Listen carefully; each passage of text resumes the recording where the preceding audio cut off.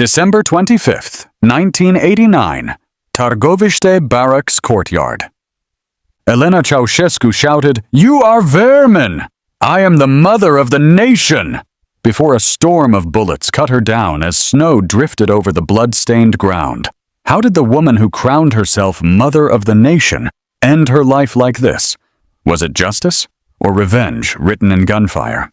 On December 16th, 1989, the first cracks appeared in the carefully maintained wall of Nicolae and Elena Ceaușescu's Romania. In the western city of Timișoara, protests erupted after the regime tried to evict Pastor Laszlo Tőkés, a reformed church minister known for criticizing the government. What began as a small gathering of parishioners outside his church quickly grew into a street demonstration. The Securitate, Romania's feared secret police, and army units tried to disperse the crowd, but the more they cracked down, the larger the resistance became. Over the following days, thousands marched through the streets, chanting for freedom. Soldiers opened fire, killing dozens, but the brutality only fanned the flames. In a nation where fear had kept silence for decades, the voices of Timișoara could not be contained. The government attempted to smother the uprising through censorship, cutting off news and controlling broadcasts. Yet word of the killings spread by whispered testimony and smuggled reports. By December 20th, the protests had grown into a full-scale revolt. Timișoara declared itself the first free city of Romania. For Nicolae and Elena, who had spent years cultivating an image of untouchable authority, this was a direct threat not only to their rule, but to their survival. Still, they believed they could crush the dissent the way they had done so many times before. The turning point came in Bucharest on December 21st. From the balcony of the Central Committee building, Nicolae Ceaușescu tried to project calm and power. A crowd of nearly 80,000 people had been gathered. Many bussed in under official orders to show support for the dictator. Television cameras rolled as he began his speech, raising his hand in the familiar stiff gesture, promising higher wages and condemning troublemakers. For decades, such performances had worked. But this time was different. From the sea of faces came something that had never been broadcast before in his long reign: boos, jeers, and shouts of defiance. The cameras captured Nicolae's frozen expression as disbelief washed over him.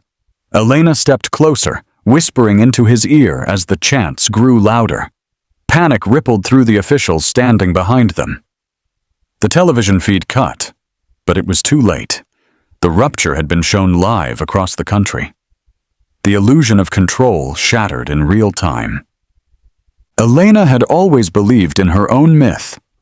Born in 1916 in Petrăști, a rural village, she had grown up in a poor farming family. Ambitious from a young age, she moved to Bucharest, where she worked in a textile factory and soon joined the communist youth movement. There she met Nicolae, then a shoemaker's apprentice and rising militant. Their marriage bound them together not only as husband and wife, but as political allies. Over the years, Elena cultivated her own power, gaining influence within the party, positioning herself as indispensable. By the 1980s, she was not simply the dictator's wife.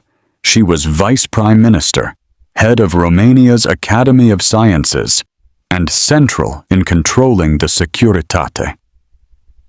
The woman who once came from a modest village now stood at the peak of a regime built on fear. That afternoon in December, the woman who saw herself as the mother of the nation was forced to watch its loyalty vanish. The crowd's defiance signaled more than just dissent.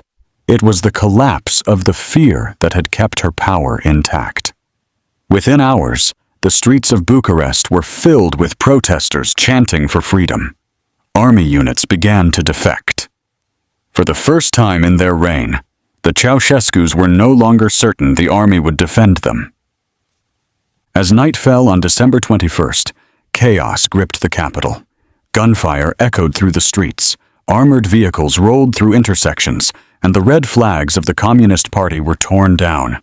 The spell had broken, and the empire Elena had wrapped herself in was dissolving faster than she could comprehend.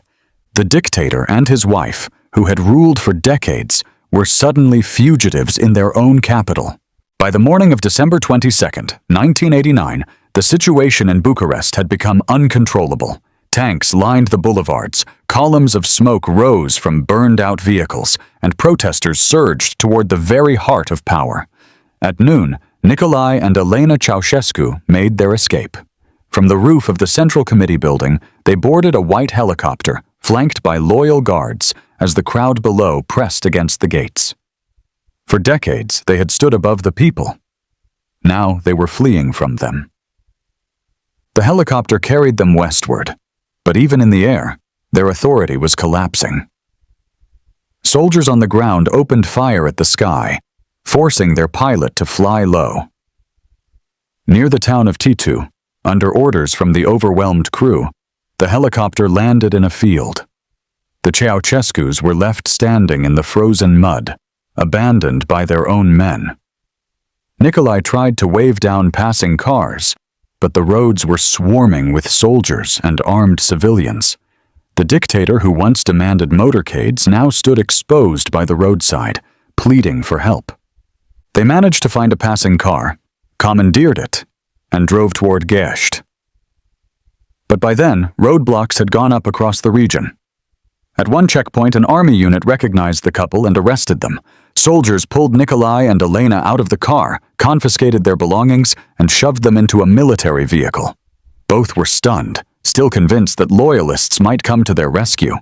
Instead, they were taken under armed guard to the Târgoviște garrison, a small military barracks about 50 miles northwest of Bucharest. It was here, inside a cold, gray building, that they would spend their final days. The barracks, normally used as a modest garrison for conscripts, became a makeshift prison for the most powerful couple in Romania. Guards stationed in the hallway kept watch around the clock. The Ceaușescus were given a simple room with iron beds, nothing like the gilded palaces they had lived in. At Târgoviște, soldiers who guarded them mocked Elena openly, calling her arrogant and delusional. Yet she held on to her sense of superiority. When a guard offered her food, she snapped that she would only eat if it came from her own kitchen. She demanded to speak to the Central Committee, convinced that her authority still held weight. But outside the barracks, Romania was unraveling the system she had helped build. For 3 days, the Ceaușescus remained under guard as chaos consumed the country. The revolutionaries in Bucharest needed to decide what to do with them. The army wanted to prevent loyalist forces from attempting a rescue, while revolutionary leaders demanded a swift judgment. Each passing hour raised the risk of more bloodshed. And so, in the cold barracks of Târgoviște, preparations began for a trial that would last less than an hour. But why did so many Romanians want Elena Ceaușescu dead? The charges leveled against Elena Ceaușescu were not dreamed up in the chaos of December 1989. They were rooted in the daily lives of millions of Romanians who had endured a decade of scarcity, fear, and humiliation. Each grievance became another stone in the case against her, and together they formed the foundation of the regime's downfall. Above all, the charge that Romanians were deliberately starved to satisfy the Ceaușescus' ambitions carried a weight too heavy to ignore. In the early 1980s, Nicolae and Elena launched an aggressive plan to erase Romania's foreign debt, which had ballooned to more than $10 billion. To do it, they ordered the mass export of food, fuel, and raw materials, treating the population as a reservoir of sacrifice. Elena, positioned as the mother of the nation, not only endorsed the policy, but was portrayed as one of its architects. The slogan was self-reliance, but what followed was deprivation. Ration cards became the grim currency of survival. Families lined up at shops with slips of paper promising a half kilo of sugar, a small portion of bread, a few drops of cooking oil. The official allocation was meager. In some cases, only a few hundred grams of meat per person per month. But even with coupons, shops were empty more often than stocked. Housewives woke before dawn to stand in queues that stretched for blocks, children clutching bags in the hope of bringing something home. The experience became so common, it defined a generation. The shortages went far beyond food. Power cuts were introduced to conserve energy, plunging Romania's cities into nightly darkness. Blackouts were so routine that students studied by candlelight and factories stopped production for lack of electricity. Heat was rationed too, restricted to a few hours a day, sometimes less.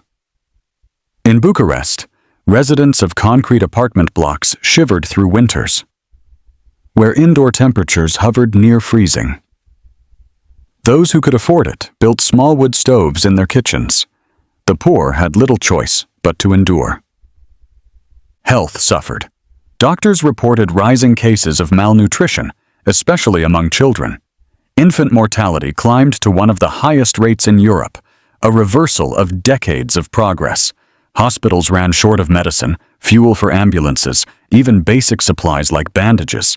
Patients often had to bring their own soap and sheets.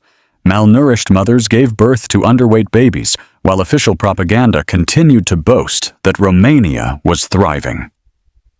The contradiction between the image and the reality deepened the hatred for Elena. She appeared constantly on state television, draped in furs and jewels, speaking of sacrifice as if it were noble. She insisted that the people were healthier for eating less. She claimed that austerity had made Romanians stronger, but everyone knew her table was never empty. Witnesses who worked in the regime's residences later recalled the imported fruits, wines, and delicacies reserved for the Ceaușescu family. Stories circulated about golden bathroom fixtures and private heating systems that ensured they never felt the cold. The contrast was unbearable. It was not only the deprivation, but the insult of being told to celebrate it that made the policy so hated. When propaganda papers announced that Romanians were eating better than before, readers traded bitter jokes in the queues. "If this is eating better," they muttered, "then may God spare us from worse." The jokes masked fury. By December 1989, when protests broke out in Timișoara and spread across the country, hunger was more than an economic condition. It had become a symbol of the Ceaușescu's indifference and cruelty. Each empty plate, each cold night in a dark apartment block was remembered as their doing. Elena's role in defending and justifying the policy fixed her image as one of the chief architects of suffering. And so the first charge took shape, a deliberate policy of starvation carried out not by neglect, but by design. It was this crime etched into the stomachs and memories of millions that followed her into the barracks courtroom at Târgoviște. Was hunger her only crime? The hunger and cold that gripped Romania in the 1980s were only part of the anger that gathered against Nicolae and Elena Ceaușescu. Beyond empty shelves and darkened apartments, there was another wound. One aimed not at the body, but at the soul of the nation. It came in the form of bulldozers and blueprints, a policy called systematization. Presented by the regime as progress, it tore through villages, churches, and centuries of tradition. By the time Elena was in custody at Târgoviște, many Romanians believed this crime was as unforgivable as the starvation. Systematization was announced in 1974, but escalated sharply in the 1980s. Nicolae claimed it would modernize Romania by replacing scattered hamlets with new agro-industrial centers. In official speeches, he boasted of progress, insisting the peasantry would be transformed into a productive class. But the fine print was staggering. More than 7,000 villages were targeted for demolition, out of the roughly 13,000 in Romania. The government planned to reduce them to about 5,000 large settlements, each built from identical apartment blocks. For villagers, the policy was brutal. Families who had lived for generations on the same land were ordered to abandon their homes. In places like Dolj and Teleorman counties, bulldozers arrived with little warning, leveling centuries-old cottages and barns. Fields that once stretched around small villages were reassigned to state collectives. Cemeteries were destroyed or relocated, with headstones sometimes carted away like rubble. For a largely rural population, the village was more than a home. It was the core of identity. Watching it vanish under state orders felt like watching the nation's memory erased. The destruction reached the capital itself.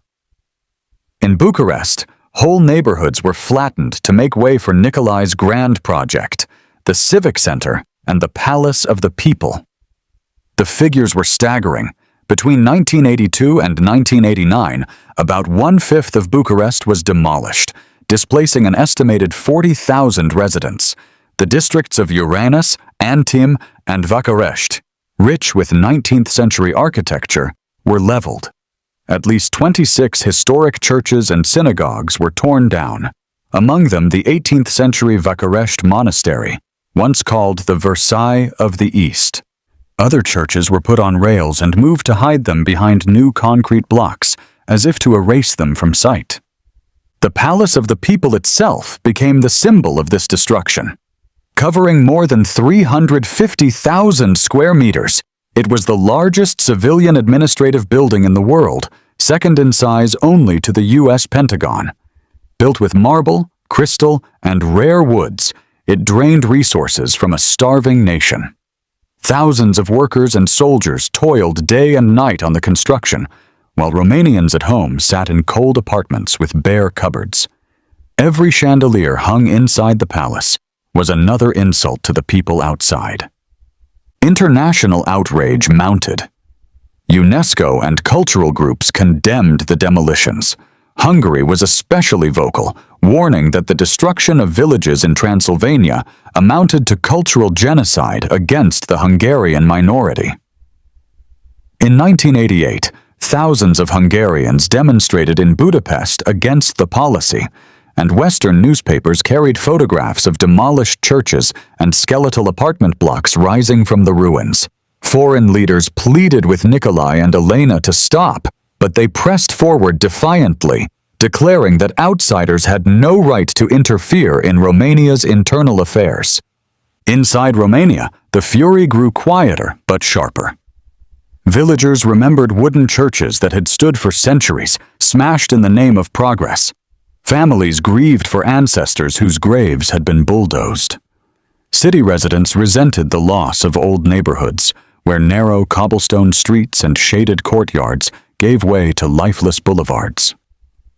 Each demolition reminded people that their traditions, their history, and their faith meant nothing to the Ceaușescus. Elena was never just in the background.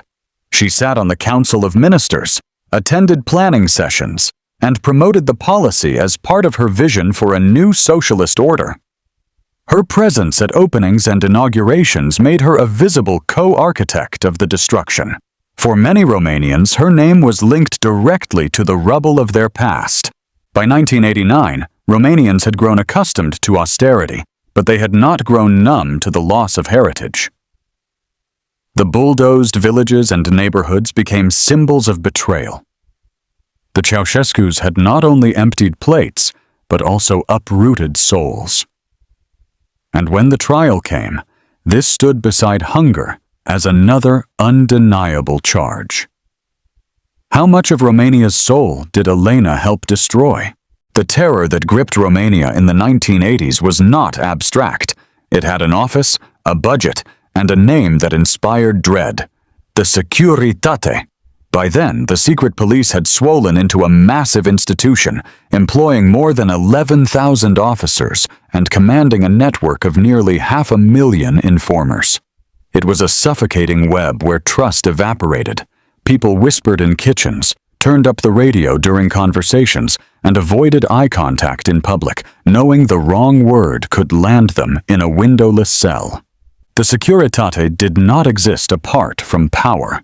Its chain of command ran straight to Nicolae and Elena Ceaușescu. Testimonies from former officers after 1989 confirmed that she attended high-level meetings and demanded exemplary measures against dissenters. Her authority was second only to her husband's, and she wielded it with an iron hand. To the people, she wasn't simply the leader's wife. She was his shadow, his echo, his enforcer. Her reputation for cruelty became a kind of folklore. Citizens joked bitterly that Nicolae held the office, but Elena held the whip. Arrests were not only about silencing open protest. Entire lives were monitored. A joke in a pub could lead to interrogation. Letters from abroad were opened, copied, and filed. Intellectuals who dared question the party line were harassed or imprisoned. Families of suspected traitors often faced punishment as well, stripped of jobs, housing, or even food rations. Torture was not just rumored, but documented. Survivors spoke of beatings, sleep deprivation, electric shocks. Some never emerged at all. The regime's paranoia peaked in December 1989, when protests erupted in the western city of Timișoara. What began with the attempted eviction of a Hungarian pastor, Laszlo Tőkés, turned into mass demonstrations against the government. Crowds filled the streets shouting, "Down with Ceaușescu!" The response was swift and merciless. Troops, backed by the Securitate, opened fire into unarmed crowds. Hospitals were ordered not to admit the wounded. Bodies of those killed were secretly taken to Bucharest and cremated, the ashes scattered to hide the scale of the massacre. At least 1,100 people died in the uprising that month, though some estimates put the toll even higher. For Romanians, Timișoara was the breaking point. Hunger could be endured, darkness could be survived. But when the state began murdering its own in plain sight, rage overcame fear. In those days, Elena's face appeared on banners not just as the wife of the dictator, but as his partner in blood. Protesters accused her of personally approving the crackdown. Whether or not she signed specific orders, the perception of her complicity was enough. The chants were no longer against Nicolae alone. They were against both of them. What sealed her fate was not just her role in policy, but the belief that she had lived above the suffering of her people. While Romanians lined for bread and froze in apartments, Elena enjoyed imported goods, private feasts, and a life wrapped in privilege. To those who lost sons and daughters at Timișoara, she wasn't a distant figure. She was the one they blamed when the coffins came home. Did the blood spilled at Timișoara seal her fate? By the late 1980s, Elena Ceaușescu had built not only political power, but a personal mythology. She styled herself as the mother of the nation, staged through party propaganda. State television hailed her as a guiding star of science and culture, while newspapers compared her brilliance to the great minds of the century. At party congresses, her name was mentioned almost as often as Nicolae's. Delegates praised her as a world-renowned scientist, and school textbooks told Romanian girls to model their lives after hers. The illusion was grand, but fragile. Her academic record was the weakest thread. Elena left school after the 4th grade and worked briefly in a textile factory. Yet by the 1970s, she was introduced as Dr. Elena Ceaușescu, chemist of international standing. Her 1967 doctorate in chemistry was built on plagiarism and fear. Dozens of research papers under her name were written by coerced teams of chemists. Many lifted word for word from foreign journals. She struggled even to pronounce technical terms. At a 1983 London conference, papers credited to her were openly laughed at, whispered about in hallways rather than cited in serious debate. Recognition became an obsession. In 1973, she was elected to the Academy of Economic Sciences, though she held no degree in the field. A year later, she became president of the National Council for Science and Technology, controlling research budgets nationwide. By the 1980s, she collected honorary doctorates from universities in the Middle East, Africa, and Latin America, many tied to Romania's trade deals. In 1981, under diplomatic pressure, the Royal Society of Chemistry in London admitted her as a member. The Romanian Academy, once prestigious, was forced to elevate her in 1974. Each title was paraded as proof of her genius. This vanity spread beyond academia. Her portrait hung beside Nicolae's in factories. Children sang songs about Mother Elena. Poems compared her to the sun. Choirs praised her as the shining heart of Romania. Behind the verses was fear. Teachers and students knew that failing to show enthusiasm could invite suspicion from the Securitate. Meanwhile, daily life exposed the truth.